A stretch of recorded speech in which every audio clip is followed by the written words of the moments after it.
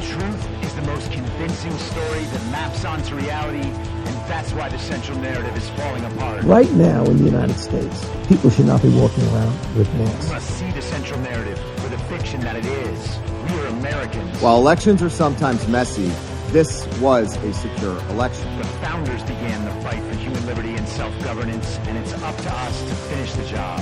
I'll tell you what, we are in a truth emergency right now. This is the end game.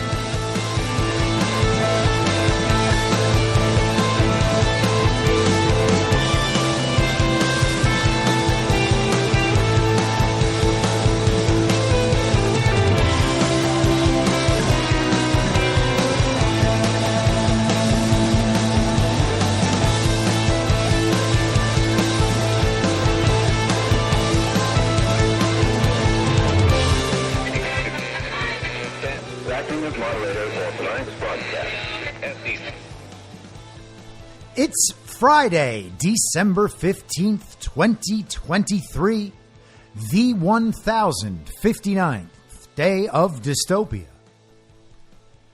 I'm your moderator, Chris Paul. Let's be reasonable. A warm welcome and hello to all of you listening to the podcast on the day of its release. The only way to do that is by becoming a paid subscriber at imyourmoderator.substack.com. You can do so for as little as $50 a year or $5 a month, and in doing so, you will be supporting me, the work I do, and this show as it expands. And if you can't, or you simply don't want to, continue listening to the podcast for free a couple days later on a wide variety of podcast platforms and, of course, Rumble. All I ask is that you share it with your friends. You can find the links to the podcast, the writing, the social media, and the merch site by visiting linktree.com/I'mYourModerator. Okay, so Friday, December 15th. This might be, I'm not saying it definitely will be, but this might be the last podcast episode until 2024. And no, I'm not going to do one of those year in review shows, and I'm not going to do a countdown. Ooh, what did he put at number one? Is it Taylor Swift? I'm just going to have a normal show. And we're going to talk about the info war, and I'm going to highlight a few odd things that happened this week that viewed through the lens of an info war and considered with at least some understanding of the potential of something like devolution or some other form of continuity of government may be in play. And hopefully that's a positive way to end a long 2023. We are now 3 years into this illegitimate administration. We got 3 years under our belts. For a while there, it seemed like the whole thing was falling apart and we were just going to tumble into the abyss with no hope of recovery. But here we are, still standing and concluding a very productive year. I believe everyone can take some solace and some comfort in how well we've endured all this. People have really learned how to just keep pushing forward. And I believe that in a year from now, we are going to be in the final stages of emerging from this morass. So let's get into it and have a little fun. Now, you might remember a few weeks ago, we talked about the CTIL files released by Michael Schellenberger and Matt Taibbi and Alex Gutentag. These are, at least Schellenberger and Taibbi, two of the reporters who compiled and publicized the information operation known as the Twitter files.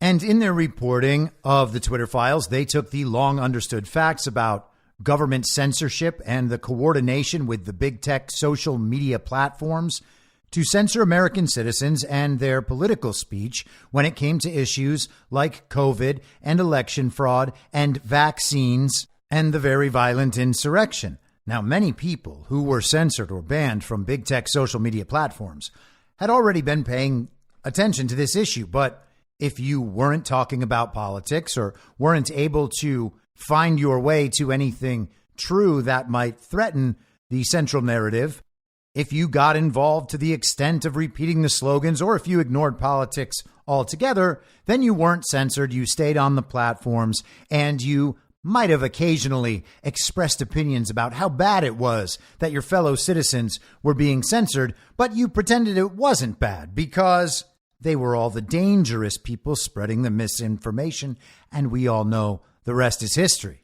But if you were censored, then you have an understanding of what it felt like to be censored. And you also didn't need the Twitter files or now the CTIL files to understand that the government was involved in it. Certainly I didn't need that. In the spring of 2021, Judicial Watch released FOIA'd emails from the California Secretary of State's office going to Joe Biden's presidential campaign's PR group and the big tech social media platforms requesting censorship of California citizens and posts by California citizens, one of which was me, my face appearing in those FOIA documents because someone connected to the California Secretary of State's office saw a video of me talking about how California had changed my voter registration to permanent mail-in ballot only. Now, that was just a fact. I didn't change it to that status. The Secretary of State's office did that, but they didn't want anybody to know they were doing that because that sounds, kind of wrong. California, with their millions of inactive and extra voter registrations, switched everyone to permanent mail-in voting so that they could say, look, everybody wanted the mail-in ballots. We didn't change it to this so that we could steal more elections. We did it because everybody wanted it. They could report that to the whole country. Look, everyone is on the permanent mail-in vote list. The California Secretary of State's office thought my video was apparently dangerous and had it taken down. Within the next month, I had been banned from Twitter, and within 2 months, I was banned from Instagram as well. So a lot of people were in similar situations. They got censored. They knew all this was true. And they said, hey, everybody, look at this. The government is violating the First Amendment and your human rights. It is censoring the American people. Nothing they're saying is illegal. They're just expressing themselves about politics or about anything. And they're getting censored. But people said it was okay. The social media platforms were private companies and they could censor you if they wanted to. They're not working with the government. That was the claim, including by a great many members of the uniparty right who still to this day call themselves conservatives while they were provably defending the government as it violated the First Amendment on a scale that makes Nazi book burning look like child's play. And while they did it, they pretended to be the defenders of American culture and conservative values. Well, here we are 3 years later, and these people don't really have anywhere to hide. Their prior positions look ridiculous, and of course they were ridiculous at the time, but they were doing what they had to do. They didn't want to hear from us either. They didn't want to hear from Donald Trump. They sure didn't want to hear from his supporters. And even after the Twitter files, they just kept on pretending that everything was still normal. They pretend that the American people elected Joe Biden. Sure, the country would censor its own citizens, and it would lie about a pandemic, and it would lie about masks and lockdowns and vaccines and the insurrection in Ukraine and a million other things. You could just go back in history. They basically lied about everything, but they definitely wouldn't lie about that election. We're still in normal times. The internet, it's a new thing. So sure, it looks like maybe the government censored people a little bit, but those people were spreading misinformation. And regardless, if we want to fix these problems, what we need to do is go out there and win some rigged elections and then empower a bunch of illegitimate politicians and beg them, in fact, grovel at their feet. Hey, politicians, will you please restore my human rights and First Amendment rights? And if they say no, I guess you're just going to have to win more rigged elections. We're conservatives. We have to follow the rules, even if the rules were changed without anyone's permission. It's the Democrats causing all these problems, and you know how to deal with Democrats. We just need to go out there and win some rigged elections. And the way we're going to do that is by making sure that the vast majority of our voters don't have any say in the process. Now, if you're not a standard issue uniparty right villager, then you may have at some point considered, hey, is what's happening on the TV what's actually happening out in the world, or are they getting a few things wrong? And if you realize that, hey, maybe the television sometimes gets a few things wrong, then you might think what's happening in reality may be different than what's happening on television. They say everything's normal, and all the quote-unquote conservatives I've always listened to, they say everything's normal too. But things don't feel normal. And at that point, you might try to figure out what explains all that. And sooner or later, if you have smart friends instead of standard issue villagers of the uniparty right and the uniparty left, someone may have suggested at some point that we are in an information war, and the things that we're being told and the places we're allowed to speak or the places we are censored, all of these are elements in a narrative battle, a contest for the collective mind, so that we can build the consent for what must be done in order to remove this infiltration from the country and give the country back over to the people, as Donald Trump promised in his inaugural address in 2017. Now, perhaps all these uniparty right media figures and influencers and politicians are very savvy operators in the information war, but it's also possible they have absolutely no idea what's going on. And it's at least worth considering both possibilities in every situation, because one thing we have definitely learned over the last few years is that people who are in positions of leadership within the regime and its uniparty aren't very smart. They don't believe an information war is happening. They think that's a conspiracy theory. In fact, they think the existence of a uniparty is a conspiracy theory as well. And they are content to simply tickle fight their controlled opposition on the uniparty left. And that has essentially been the state of play over the past few years. We are called conspiracy theorists while we are banned, while we are silenced, while we are shadow banned and censored in every imaginable way, while our accounts are suspended, while we are demonetized, while we are prevented from accessing features that everyone else can access. And they all get to pretend that there is no information war. We just won't stop whining. But then the CTIL files drop a few weeks back, and what we can see is that the other side is fully cognizant of the fact that we are in an information war. In fact, they are talking about leading the information war against us and coordinating that with intelligence agencies and the Department of Defense. And I want to call your attention to a passage we went over a few weeks ago. Quoted here is a woman named Sarah Jane Terp, who is the leader of the censorship operation as described in the CTIL files. A study of the antecedents to these events leads us to the realization that there's something off kilter with our information landscape, wrote Terp and her co-authors.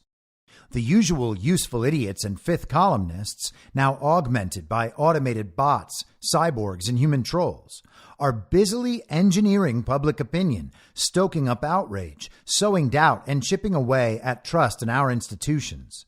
And now it's our brains that are being hacked. The MisinfoSec report, and that's what's referenced here, focused on information that changes beliefs through narratives and recommended a way to counter misinformation by attacking specific links in a kill chain or influence chain from the misinfo incident before it becomes a full-blown narrative. The report laments that governments and corporate media no longer have full control of information. For a long time, the ability to reach mass audiences belonged to the nation state. For example, in the USA, via broadcast licensing through ABC, CBS, and NBC. Now, however, control of informational instruments has been allowed to devolve to large technology companies who have been blissfully complacent and complicit in facilitating access to the public for information operators at a fraction of what it would have cost them by other means.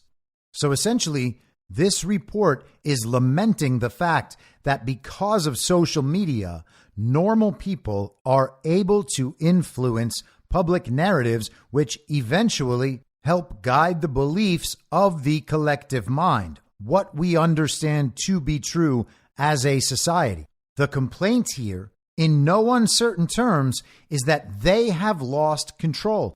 The government and corporate media no longer have control over the flow of information.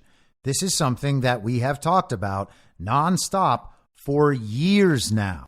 It was no mystery to us.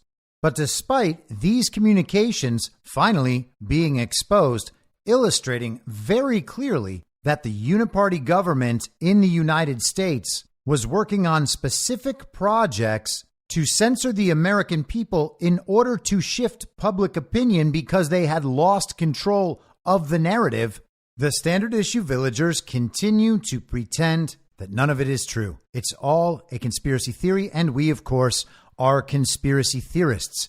There is not an information war happening, and we should not analyze the things we hear in the context of the information war. We should just figure out what the TV is saying, what the newspapers are saying, and what people are saying on social media. And then we need to figure out how we feel about it, and then tell everybody how we feel about it. And if enough people feel the way we do, and we all agree that we feel really, really mad and really, really sad, then we will say something must be done about this. Fire that university president. Get that creepy little dude off that beer can. These are the serious issues affecting us today. Ha ha. And those people are honestly going to have a very hard time. I don't know what's going to come of them. I deal with these people on X, formerly Twitter, every day, and they don't seem to be improving. So I just say, hey, good luck, commie. Go with that. I wish you well. I don't think things are going to turn out well for you, but I hope they do. I hope you get better. I mean, what else can you say? Looking at the events as communicated to us by the mainstream media and deciding how we feel about them or how they affect our team and our team affiliation, that is for stupid people. If we know we're in an information war, then we have to treat the narratives as elements of that war. The channels of information are the battleground, and the information is weaponized. The goal is not to remember all the information, assuming it's true and deciding how to feel about it. The goal is to figure out what the information is there for. What do they want us to believe? And why is it always something that simply isn't true? Now, I was watching some of Sean Ryan's interview with former acting Secretary of Defense at the end of Donald Trump's first term, Christopher Miller. And this little clip is from part 3. Miller is talking about irregular warfare. We have to retool for a different type of war that they are fighting, that we are refusing to accept, and we just want to go back to World War II. It's all we want. Like, just keep it clean. No, it's not clean anymore. It's everywhere. It's not clean anymore. It's everywhere. And of course it's everywhere. It's an information war. And here he is talking about the level of data analysis that can be applied to information, including your personal information that you are giving away all day long through that little device in your hand. Is the NSA involved? I mean, are we doing anything about any of this stuff? I don't know. I mean, I don't know now. Your question, like, can we look at their communication pathways and how they're doing things? I went to a civil, I'll just tell you straight up, this way I don't have to like get rolled up by the FBI for violating some security oath or something that I signed and didn't realize I was talking about secret information, which this isn't. I went to a commercial entity that does the scrapes the internet and then can do these link diagrams, and they can see usage. They just look at the internet where everything's coming from, and they totally, it's not just one. I've seen several. Apparently it's not that hard. And it was like, okay, this is where this is Russian troll farm 1. Oh my gosh, we have a new Russian troll farm. While I was there that day, because it just pops off the screen at you. And then you can scrape out from that. You can see what messages and what mechanisms they're using. Okay, 64% Twitter, Instagram, blah, blah, blah, blah, blah, blah. And then you can go in now with real, with machine learning, get that crap translated. You can kind of get the sentiment analysis and all that. You can see what they're trying to do. We can do that. Your question is, are we doing anything back to them? Don't know. How many countries are involved in this? Can you say that? What's that? We know Russia is, we know China is. Great question. I don't know. Is Iran involved? Oh, yeah. Throw Iran in there. Throw North Korea, but they're not good at it. Yeah, I was thinking of some other countries, but yeah, those are primary ones. What other countries? I was thinking of some countries that you wouldn't normally think of, and I'm not going to tell you because Sean, sorry, I just don't need the FBI showing up at my house. I get it. So information war. The conspiracy theorists say it. The side waging the information war against American citizens says it. They admit it. And that is the acting Secretary of Defense at the end of Donald Trump's first term, who also recognizes that we are in the midst of irregular warfare and, of course, information warfare. And so if we are engaged in information warfare, and the public narrative is obviously part of information warfare, if not the biggest part, then all of our analysis has to recognize that fact and take that into account. If we fail to take that into account, then we end up with a surface level analysis about stories we can reasonably assume to be false, maybe in minor details, or maybe completely and totally false, made up from the roots up, just 100% fake news. Now, there are a lot of people out there who are not into my good friend John Harold's theory of devolution, and they don't believe that any kind of continuity of government program was enacted. Trump simply knew that the elections were stolen and stepped away somehow without conceding, while also having made major personnel changes and putting all sorts of new policies in place between the stolen election of 2020 and his supposed exit in January of 2021. He did all those things and then just walked away and left the country hanging in the balance under the legitimate control of Joe Biden. And I get it. The theory is frustrating. It is very frustrating to be told something else is going on in the background, especially if you're unable to see it. Someone can go through all of the reasons why you might be inclined to believe it, show you examples of things happening in the real world that seem to map on to that understanding of our current situation, and you might still just not believe it. Maybe you have doubt it's not enough. You can't prove this sort of thing the way you want things proven. You're just not satisfied that this is the right answer, so you can't accept it, and you revert then to ignoring the information war entirely and focusing on events. And I'm not saying, by the way, that everyone who doesn't believe that a COG program or devolution or something similar to that is going on is not engaged in or cognizant of the information war. There are other people out there with other ideas about what's happening, and that's just fine. I'm not here to pretend that I know the right answer, and I'm not here to judge what other people might think, although if you think nothing's going on, then come on. I'm not going to be able to take that seriously, and at some point, no one's going to take that seriously. But if you're like us and you believe that something definitely is happening in the background, and there are signs of that being true constantly, then you get in the habit of thinking what else everything might mean. What does this mean if there is actually something else playing in the background? When a new narrative event rises, it emerges from the world, we are told about it, and we are given a meaning, the surface level interpretation. It will make enough sense for people to believe it as long as they don't actually try to pick away at the story and figure out if it's true or not. It will seem plausible enough. People will accept it. They will figure out how they feel about it, and they will move on. But if you understand these elements as part of a broader information war, then it makes sense to analyze them as part of a broader information war. And if we think that something may be playing out in the background, then we can look at a narrative event as it emerges and try to think about what else might be going on there. And there are some really interesting stories from this week that I think highlight that. And so let's take a look at those. This is from today in the New York Post. Melania Trump makes rare appearance at National Archives as husband faces classified doc charges. Former First Lady Melania Trump delivered remarks Friday during a naturalization ceremony at the National Archives as her husband faces criminal charges for having withheld presidential documents from the agency.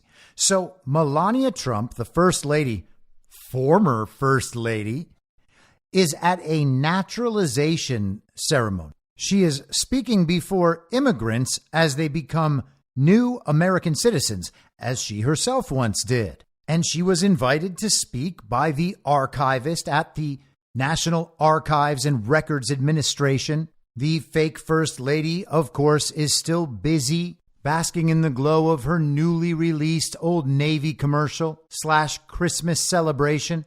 So, of course, she couldn't attend the naturalization ceremony. Now, it is totally normal for First Ladies to attend naturalization ceremonies. Michelle Obama spoke before naturalization ceremonies. Jill Biden apparently spoke at one herself in California last year.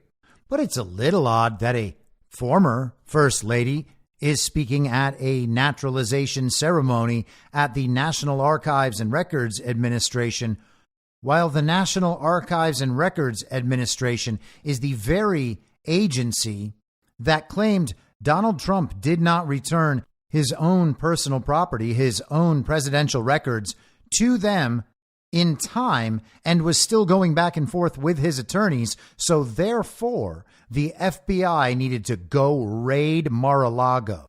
That same organization that was so offended by President Trump not handing over his own personal property when they demanded it, the moment they demanded it, even though he didn't have to hand it over at all, that organization is inviting his wife to speak at a naturalization ceremony. Again, Donald Trump is extremely indicted. He is so indicted, and this was so damaging and dangerous, these national security documents that he just wouldn't give back to NARA. All of that is such a big deal that they still go and invite his wife to speak at their event, welcoming new citizens to America. Hello, new immigrants. This woman is married to the man who wouldn't give us his national security documents, and he endangered the entire nation. And that's why he's very, very arrested. She's going to tell you how important it is to be a loyal and faithful American.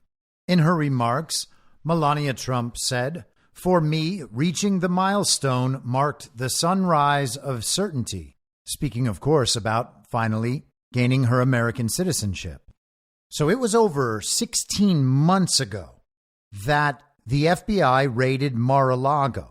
It's worth noting that 5 days before that Mar-a-Lago raid, a new national archivist was named by the fake president, Joe Biden, on August 3rd of 2022. She didn't actually assume that role officially until this year, but she was named archivist right before the so-called raid. Now, if you're a standard issue villager out there and your only understanding of this Trump case, this indictment, the Mar-a-Lago raid, the national security documents, Jack Smith, all of it, if your only understanding of all of that is what you have gotten from the television and newspapers and mainstream on social media, then something like this would be rather disconcerting. It doesn't really make sense.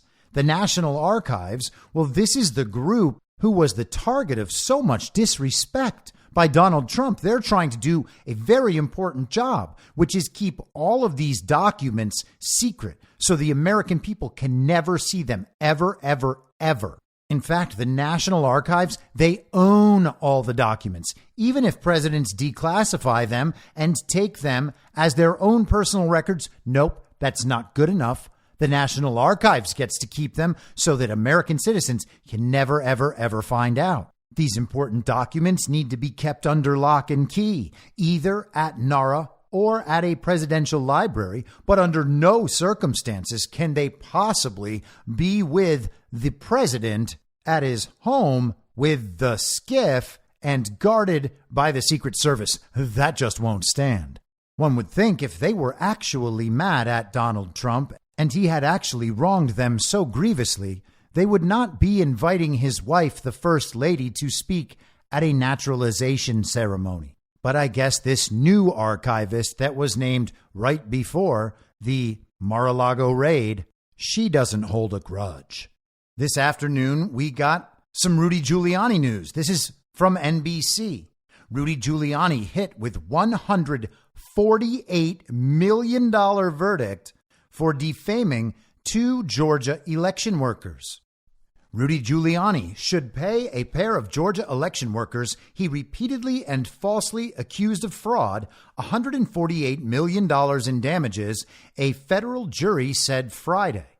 The 8-person jury awarded Ruby Freeman and her daughter, Wandrea Shea Moss, the sum after a 4-day trial during which they testified that Giuliani's lies in support of former President Donald Trump's bogus stolen election claims subjected them to a torrent of racist and violent threats and turned their lives upside down.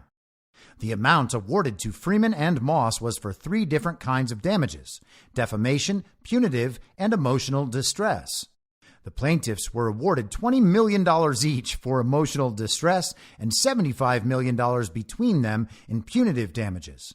Freeman was separately awarded just over $16 million in defamation damages, while Moss was awarded almost $17 million.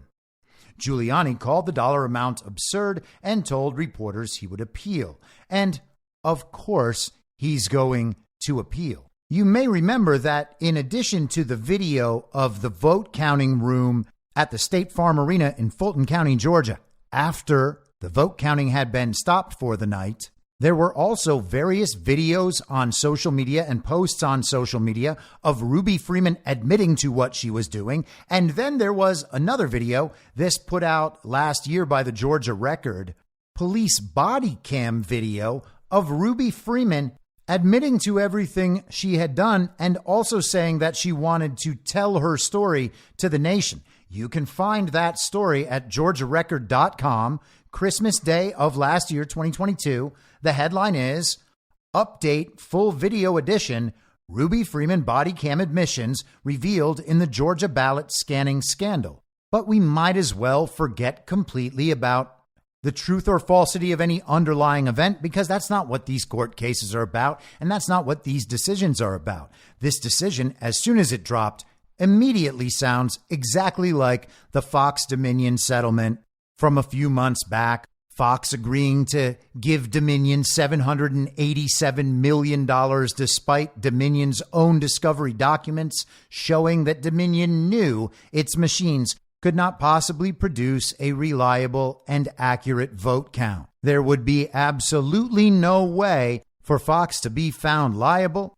That would obviously expose the Dominion problem, but it would also expose Fox for the fact that they have lied about and covered up election fraud now for well over 3 years.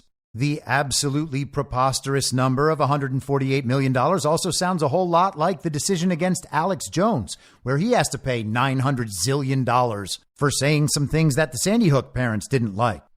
A bunch of brain-dead communists on the internet are very, very excited about this. There was a coordinated effort this morning, even before a decision came out, for them to flood the channels on social media, claiming that Rudy never brought evidence of election fraud because there is no evidence of election fraud. And this decision means that Rudy was lying the whole time, and therefore our elections aren't stolen and Joe Biden actually did receive 81 million real lawful American votes.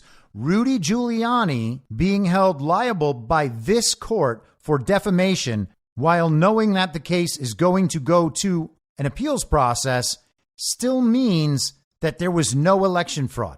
Now, that makes absolutely no sense whatsoever, but these people don't understand that. Or perhaps they do, and perhaps they're just part of their own little info op trying to demoralize MAGA and sow this false narrative, exploiting the decision in the Rudy trial. Here are Rudy's comments after the decision. Of course, there's very little I can say right now. I have to analyze this. Obviously, possibly we'll move for a new trial. Certainly we'll appeal. The absurdity of the number merely underscores the absurdity of the entire proceeding, where I've not been allowed to offer one single piece of evidence in defense, of which I have a lot. So I am quite confident when this case gets before a fair tribunal, it'll be reversed so quickly, it'll make your head spin. And the absurd number that just came in will help that, actually. So Rudy says that once this is heard on appeal in front of a fair tribunal, it'll be reversed so quickly it'll make your head spin. But he also notes that he was not allowed to present any evidence in his own defense, though he says he has a lot.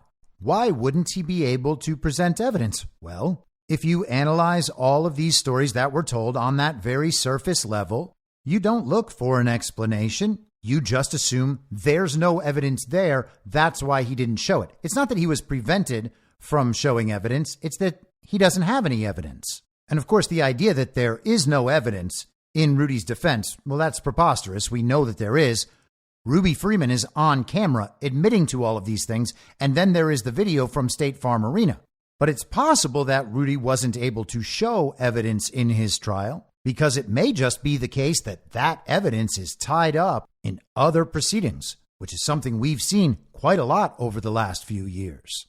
Now, I imagine that there is no one in my audience who sees these reports, hears these reports, this great number. Rudy Giuliani now owes $148 million to these two women who were on camera stealing the election, and gets all bent out of shape. You can't get bent out of shape about this stuff. You put it in context. We're in a very weird period right now. A lot of weird things are happening. You can't view them at the surface level. Rudy Giuliani is right there saying that he has plenty of evidence. He wasn't allowed to show any of it. He will be allowed to show it on appeal. He doesn't sound worried at all. He knows what he has. There is absolutely nothing about this decision that has any bearing on that underlying evidence and the underlying truth. There's absolutely no way in the world Joe Biden received 81 million real lawful American votes.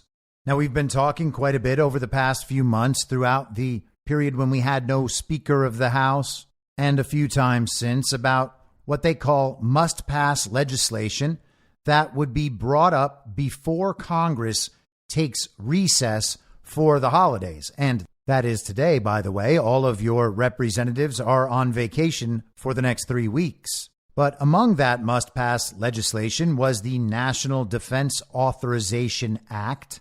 And after a lot of arguing and bickering and controversy, the uniparty right and the uniparty left were able to come together and pass the NDAA. This is Reuters yesterday. Congress passes $886 billion defense policy bill, Biden to sign into law.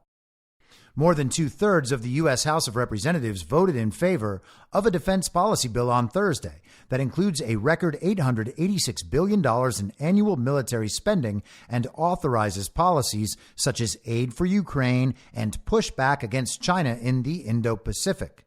The House backed the NDAA by 310 to 118, with strong support from Republicans and Democrats. It was more than the 2/3 majority required to pass the measure and send it to the White House for President Joe Biden to sign into law. Separate from the appropriation bills that set government spending levels, the NDAA authorizes everything from pay raises for troops, this year's will be 5.2%, to purchases of ships, ammunition, and aircraft.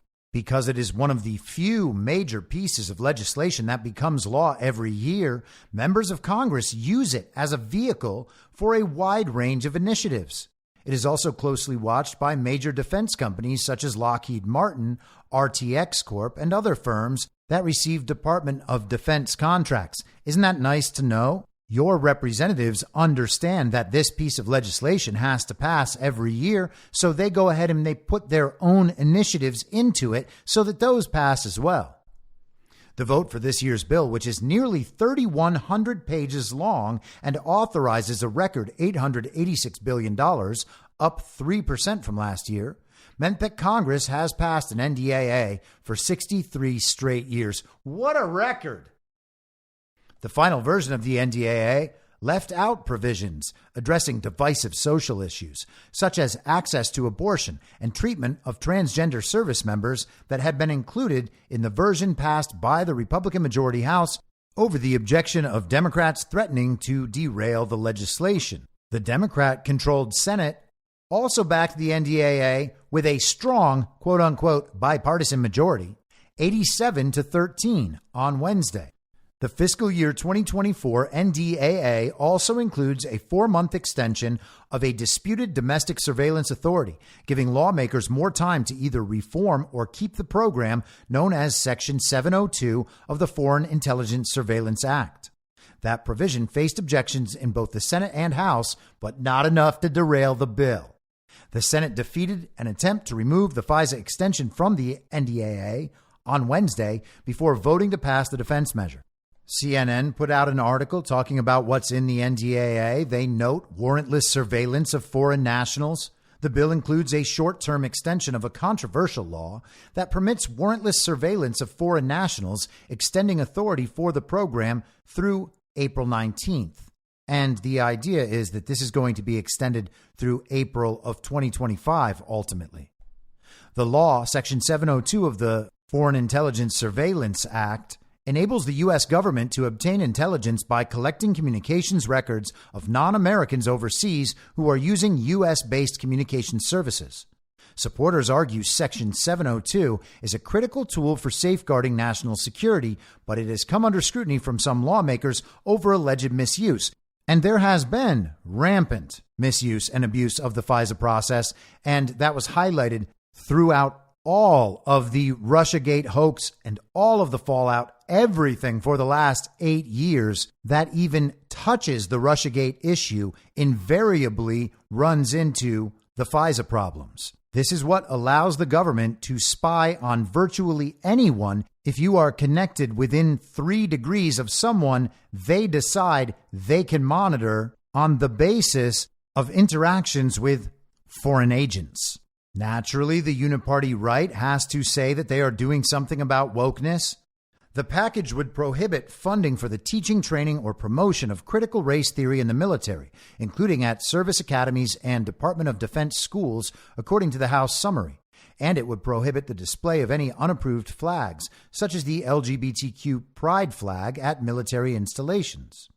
It would also put in place a hiring freeze on diversity, equity, and inclusion positions until the U.S. Government Accountability Office completes an investigation of the Pentagon's DEI programs. There is also a Parents' Bill of Rights for Department of Defense schools, and they make sure that no money will be spent on drag shows. That's where we are now. That needs to be put into law. Hey, military! You guys can't spend any more money on drag queens. I'm sure Vladimir Putin is shaking in his boots. They have also agreed to invite back soldiers who were forced out of the military after refusing to take the COVID shot. Now, in addition, Senator Marco Rubio had some of his own provisions added to this NDAA, and his office released a statement at Rubio's Senate.gov site. There are a few interesting provisions here that haven't made national news, and then we will get to the one that has. But a couple of bullet points from Rubio's press release. International Port Security Enforcement Act. First introduced in 2023, this legislation ensures that ports controlled by state sponsors of terrorism and terrorist organizations are automatically deemed as not having effective anti-terrorism measures and sanctioned through the International Port Security Program. The bill also guarantees that the U.S. Coast Guard does not share our nation's port security protocols with terrorists or terrorist sponsors, and you would have to think that there is a substantial dig there. Another bullet point, non-recognition of Russian annexation of Ukrainian Territory Act. First introduced in 2022, this provision is retained from the fiscal year 23 NDAA and prohibits any federal department or agency from taking any action or extending any assistance that implies recognition of Russian claims of sovereignty over any portion of the internationally recognized territory of Ukraine. So they are affirming, for whatever reason, that despite Crimea not effectively being part of Ukraine for 8 or 9 years now, Crimea is still part of Ukraine. Another bullet point, Enhancing Spaceport Operations Act. First introduced in 2023, this legislation supports the U.S. Space Force and commercial space launch providers, ensuring that the U.S. remains competitive with the threats from China and Russia. Commercial space launch providers. Who does that sound like? Well, that sounds like SpaceX and Elon Musk. But here's the big one, the interesting one, the one that has drawn all the headlines. This is The Hill from yesterday in the afternoon. Congress approves bill barring any president from unilaterally withdrawing from NATO. Congress has approved legislation that would prevent any president from withdrawing the United States from NATO without approval from the Senate or an act of Congress. The measure, spearheaded by Senators Tim Kaine and Marco Rubio, was included in the National Defense Authorization Act, which passed out of the House on Thursday and is expected to be signed by the illegitimate president. Now, it is not noted in this article, but it is noted on Rubio's press release. This was first introduced in 2021. So this is not just something they're thinking about right now. All the coverage says this is about Donald Trump and preventing Donald Trump from withdrawing unilaterally from the NATO treaty when he becomes once again publicly recognized as president. But let's continue with the article from The Hill. The provision underscores Congress's commitment to the NATO alliance that was a target of former President Trump's ire during his term in office. The alliance has taken on revitalized importance under Biden, especially since Russia's full-scale invasion of Ukraine in February 2022. Now, that entire paragraph is ridiculous, and they are not doing what they so often like to call providing context. What Donald Trump was doing was trying to return the NATO treaty to its original purpose, which was to create an alliance, a defense alliance. And as Steve Bannon often says, what we ended up with was a U.S. protectorate. All of these countries in Europe that were part of that NATO alliance would be protected by the United States. And the United States was funding all of it. So it was our indentured servitude, the hard work, the labor of the American people, which was providing defense for all of Europe. All those benefits we hear about in the European countries, we're essentially paying for those. It's like we're Europe's slave colony. Donald Trump actually required the countries of Europe to live up to their responsibilities and funding commitments for NATO. And ultimately, that strengthened the NATO alliance, though they continue to say that he was weakening it. Apparently, asking other people to live up to their commitments is somehow seen as unfair. Europe apparently gets to do whatever it wants. The article in The Hill says Biden has invested deeply in the NATO alliance during his term, committing more troops and military resources to Europe as a show of force against Putin's war. He has also overseen the expansion of the alliance with the inclusion of Finland and ongoing efforts to secure Sweden's full accession.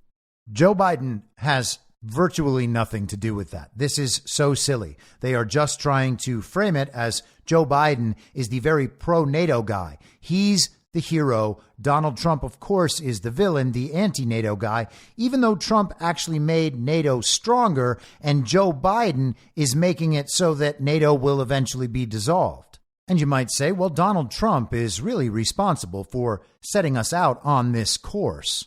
And he's the one with the real influence on this situation. And hey, maybe that's true. But Joe Biden doesn't seem to want to admit it. So this is being covered as a preemptive move to prevent Donald Trump from exiting the NATO treaty when he becomes publicly recognized as president once again. And of course, he's definitely not president right now, so they couldn't be worried about him pulling out of NATO now. And Joe Biden is the strengthener of NATO, so they couldn't be worried about Joe Biden pulling out of NATO. And of course, Joe Biden is a tool of the regime. Gavin Newsom obviously is a tool of the regime.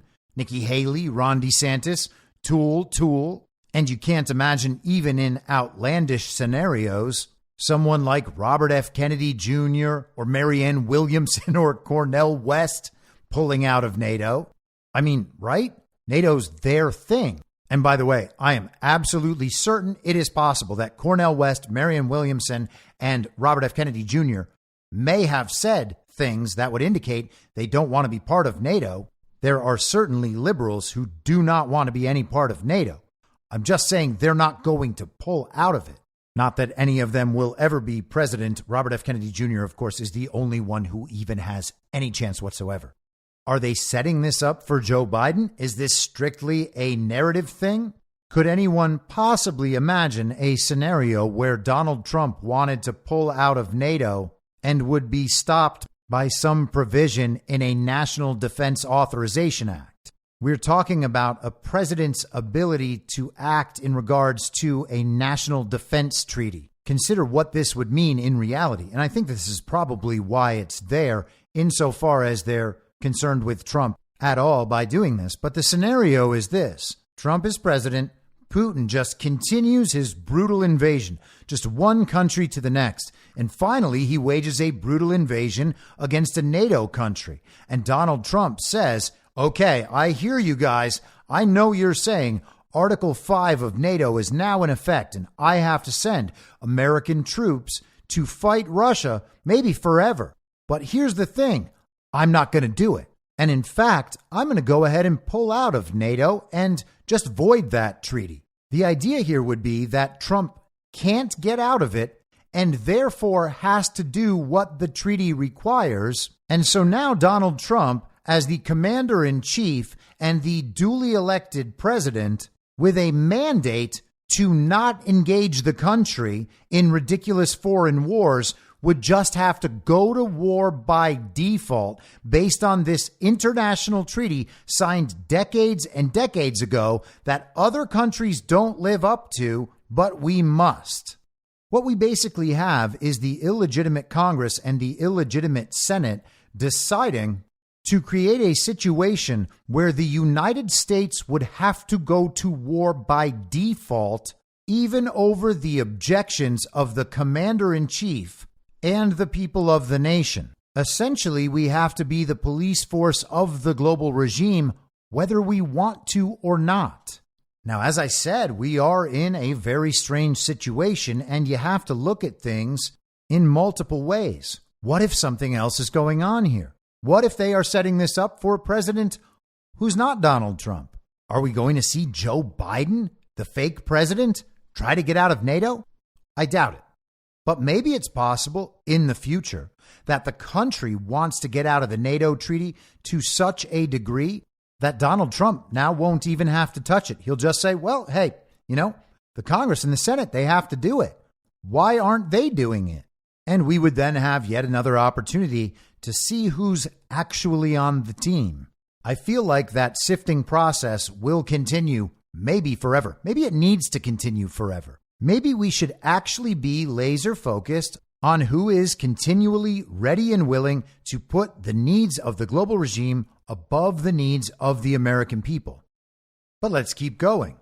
This is the New York Times yesterday. Former FBI spy hunter sentenced to 4 years in prison. A federal judge in Manhattan sentenced a former top FBI agent to more than 4 years in prison on Thursday for conspiring to launder money and violate U.S. sanctions intended to punish a Russian oligarch with ties to Vladimir Putin. The agent, Charles McGonigal, has served as chief of counterintelligence for the Federal Bureau of Investigation in New York, a crucial and sensitive position inside the American intelligence community, before retiring in 2018. In January of this year, however, Mr. McGonigal's reputation as a spy hunter was upended when he was arrested by federal agents and 2 indictments were unsealed in New York and Washington, D.C., charging him with taking money from some of the very same types of people whom he had been assigned to monitor, according to prosecutors. Doesn't that make it sound like he's actually a, spy and not a spy hunter? And of course, they have to frame it as though he was helping Vladimir Putin this whole time. A Russian oligarch with ties to Vladimir Putin. That is every Russian oligarch. It is so silly that our paper of record thinks everyone is retarded. In New York, Mr. McGonigal, 55, admitted this summer to working on behalf of Oleg Deripaska, a Russian aluminum magnate, in violation of sanctions imposed on him in 2018. They note, by the way, that McGonigal is one of the highest-ranking FBI officials to ever be convicted of a crime.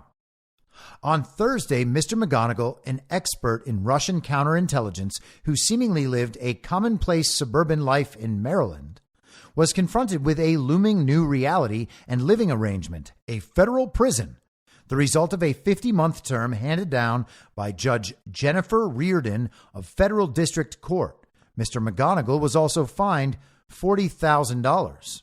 According to sentencing documents submitted by Damian Williams, the U.S. Attorney for the Southern District of New York, Mr. McGonigal had been planning on exploiting his position for monetary gain even before he stepped down from the FBI. That plan came to fruition in 2021 when Mr. McGonigal agreed to investigate a competitor of Mr. Deripaska, Vladimir Potanin, another Russian oligarch, in exchange for hidden payments. Those illicit services were arranged through a representative of Mr. Deripaska, Yevgeny Fokin. Mr. McGonigal's relationship with Mr. Fokin included favors like pursuing an internship for Mr. Fokin's daughter at the New York Police Department, where she received VIP treatment, according to Mr. Williams. Mr. McGonigal's work on the oligarch's behalf, obscured by use of shell companies and subcontractors, involved seeking information about Mr. Potanin's business. The ultimate goal, prosecutors said, was to cause sanctions to be placed on Mr. Potanin, potentially leveling the playing field with Mr. Deripaska. But the plot unraveled within months after the FBI seized Mr. McGonigal's cell phone and that of another associate, Sergei Shestakov. So one of the highest-ranking officials at the FBI in FBI counterintelligence was going to take a payment from a Russian oligarch and then get sanctions placed on one of that Russian oligarch's competitors. And that is unbelievably corrupt.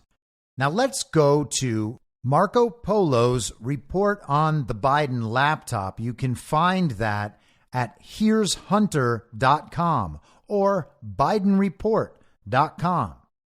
This is page 129 of the report.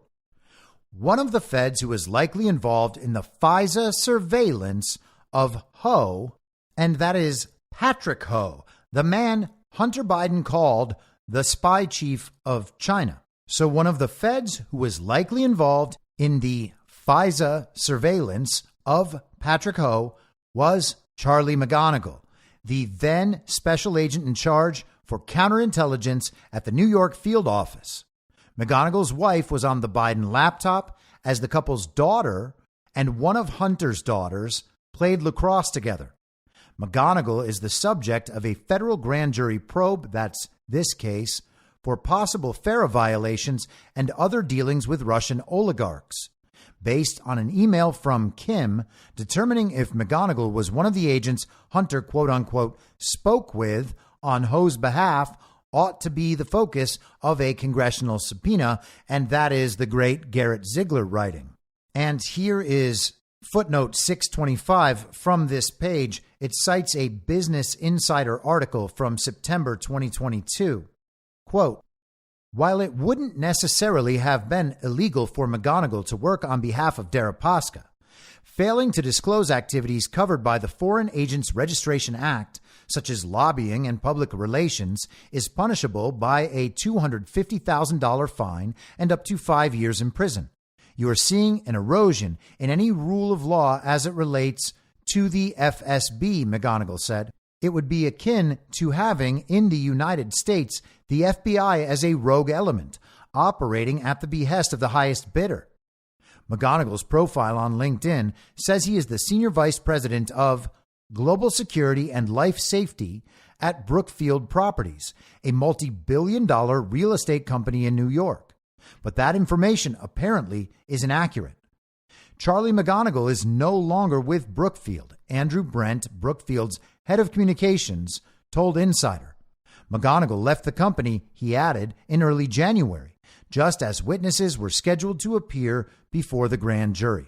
So McGonigal's got himself fairly deep in all of this and has a daughter who plays lacrosse with Hunter's daughter. Now, does the New York Times article mention Joe Biden or Hunter Biden or Patrick Ho at any point? No, of course they don't.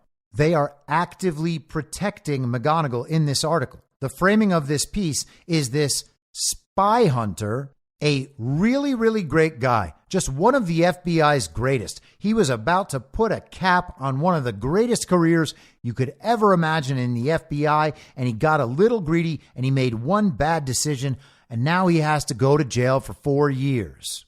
That's how the New York Times is covering it. And you might wonder why.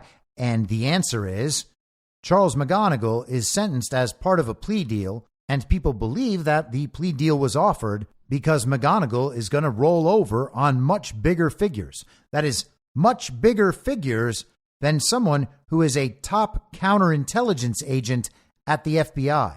It's strange that the New York Times doesn't mention any of that.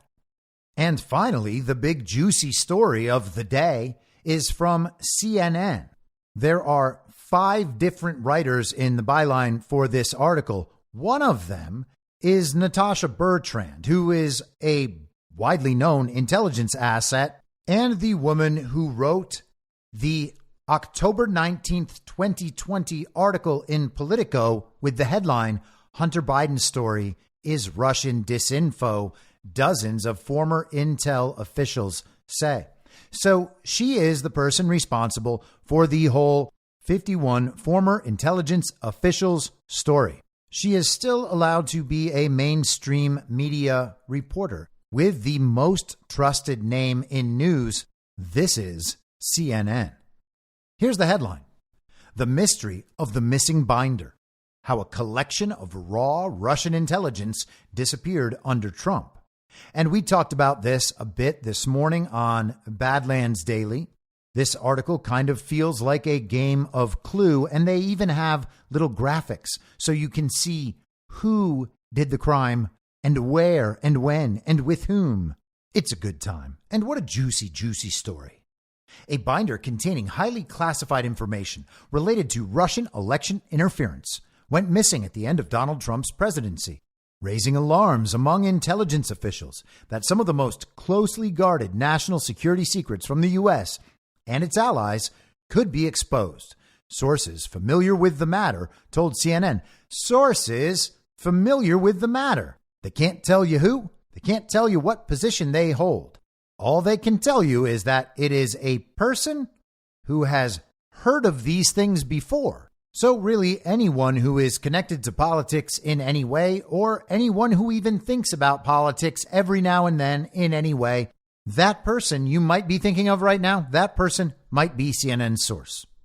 Its disappearance, this being the binder, which has not been previously reported, was so concerning that intelligence officials briefed Senate Intelligence Committee leaders last year about the missing materials and the government's efforts to retrieve them, the sources said.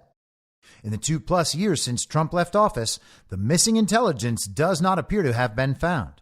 The binder contained raw intelligence the U.S. and its NATO allies collected on Russians and Russian agents, including sources and methods that informed the U.S. government's assessment that Russian President Vladimir Putin sought to help Trump win the 2016 election, sources tell CNN.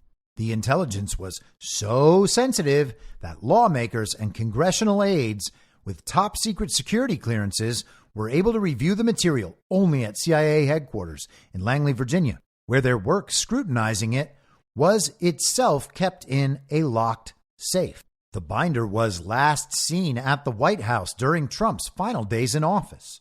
The former president had ordered it brought there so he could declassify a host of documents related to the FBI's Russia investigation. Under the care of then White House Chief of Staff Mark Meadows, the binder was scoured by Republican aides working to redact the most sensitive information so it could be declassified and released publicly.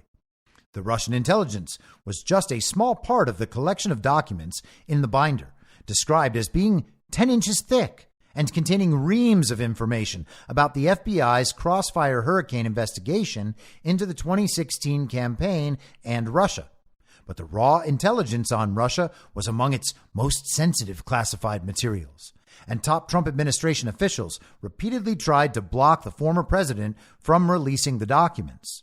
The day before leaving office, Trump issued an order declassifying most of the binder's contents, setting off a flurry of activity in the final 48 hours of his presidency. Multiple copies of the redacted binder were created inside the White House, with plans to distribute them across Washington to Republicans in Congress and right-wing journalists, and they go on to name John Solomon. They say that the redacted versions of what was in this binder were distributed, and then Pat Cipollone, the White House attorney, demanded that all of them be retrieved and brought back for further redactions. We know the issues with Mark Meadows trying to get all of this declassified information put out, and we know about the DOJ trying to claw all of that back so that it could put its own further redactions on, and none of that declassified info has yet seen the light of day, because all of this happened right before Trump, quote unquote, left office. And now it has just disappeared to wherever all of the rest of the evidence over the last 4 or 5 years has disappeared to. And truthfully, probably a lot longer. I mean, they usually just send it to the National Archives, where it is kept under lock and key so that the American public can absolutely never, ever, ever find out what its unelected presidents and unelected government are actually doing. You're not allowed to know. The government is supposed to be of, by, and for the people. But come on. I mean, nobody believes that. We were already sold back to the Prussians. It's all their information. We can't know. And if you are a standard issue villager, this is the point at which you say, oh, that's just a conspiracy theory. I'm sure that there are plenty of really good reasons for why they have kept that declassified information under wraps, and why we keep hearing about how the government doesn't have access to evidence. And we keep seeing people like Christopher Wray go in front of Congress and say, I don't know about things they should certainly know about. And they fail or refuse to testify about things they certainly know about. They seem to be avoiding congressional oversight. It's like they don't even believe the Congress is a legitimate body. And it totally, I mean, at least it might be. I mean, okay. Yeah, we might be wrong. Yes, maybe the Congress is actually legitimate. Now, of course, it would be virtually impossible to prove that. And knowing what we know about elections, there's absolutely no reason to believe it. But it might be legitimate, like by accident or something. Now, let's back up for just a second in this CNN article. The raw intelligence on Russia was among its most sensitive classified materials, and top Trump administration officials repeatedly tried to block the former president from releasing the documents. Isn't that absolutely bananas? And nobody even bats an eye at this, because we are so conditioned to hearing the media tell us that top administration officials or various elements of the administrative state, the deep state, are trying to thwart Trump, that we are just used to it. But that is an extraordinary claim.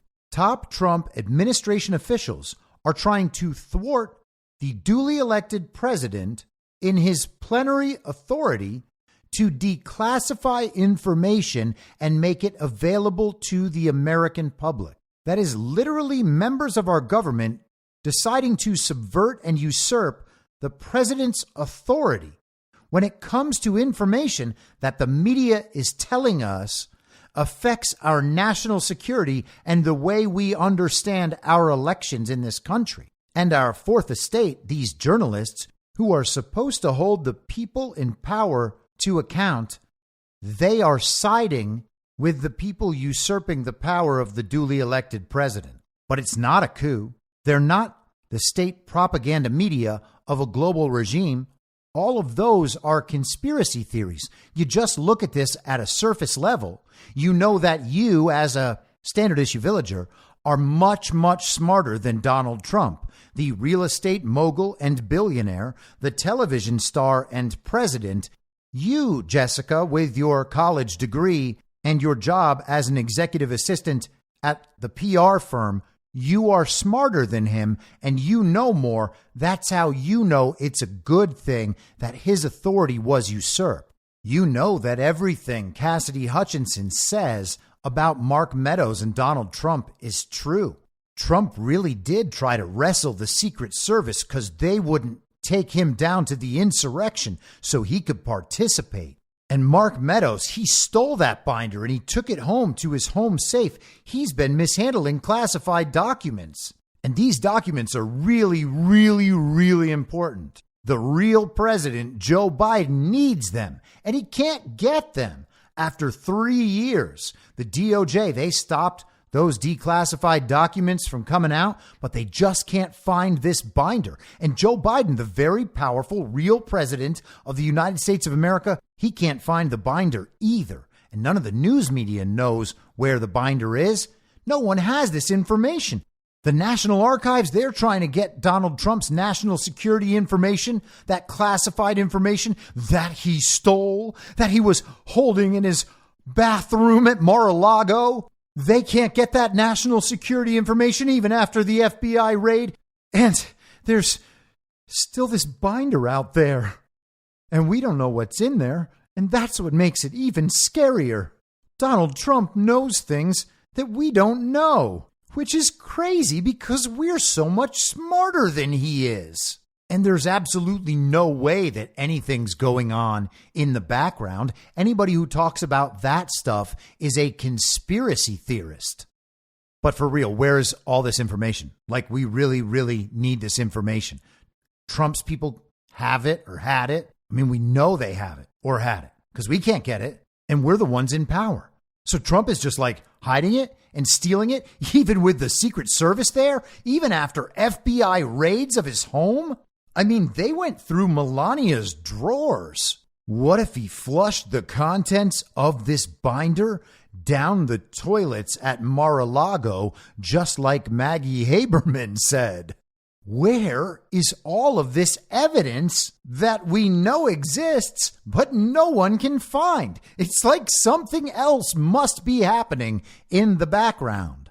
And let's conclude here. This is the quote-unquote security expert, Miles Taylor, who was a government official serving in the George W. Bush administration and in the Trump administration in the Department of Homeland Security.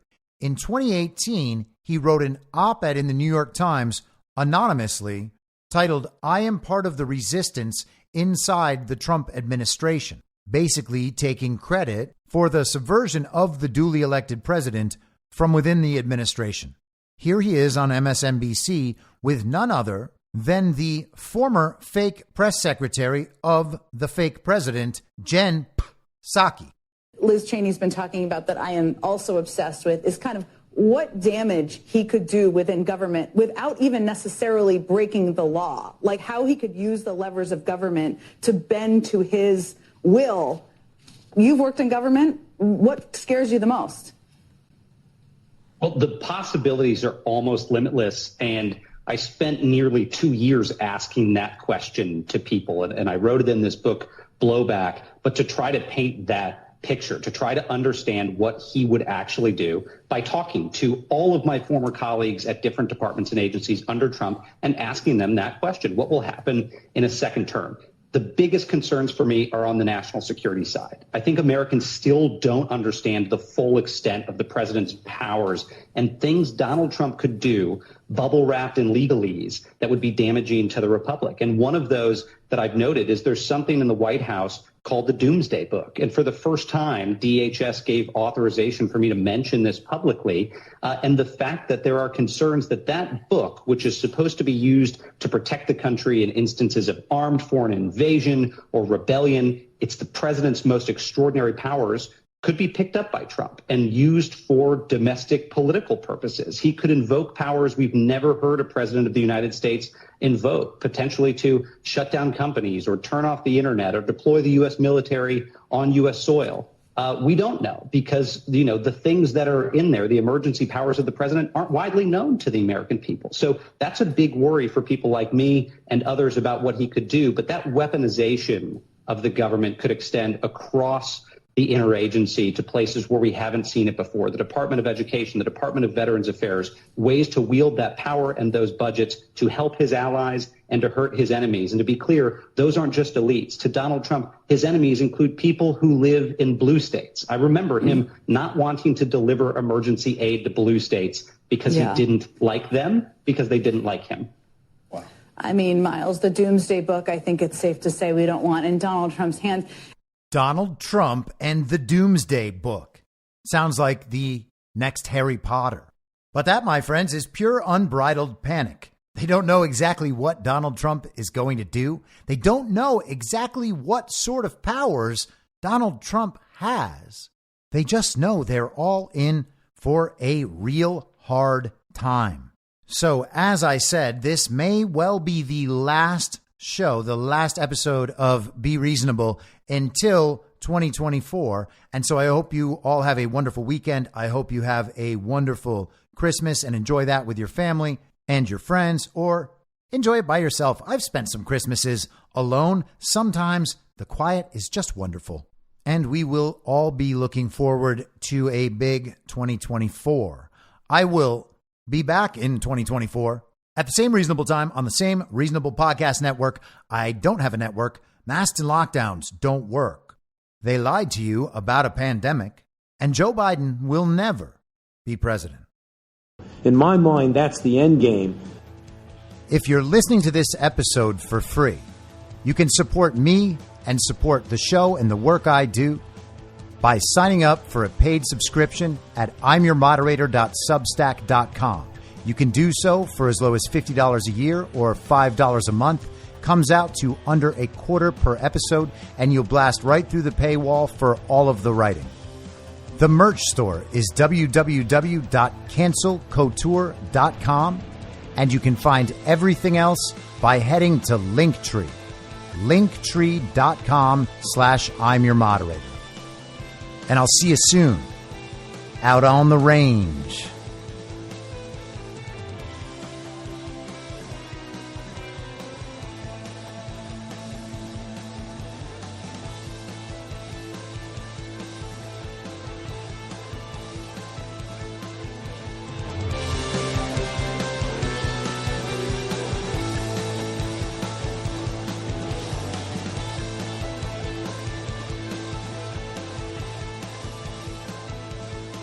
It's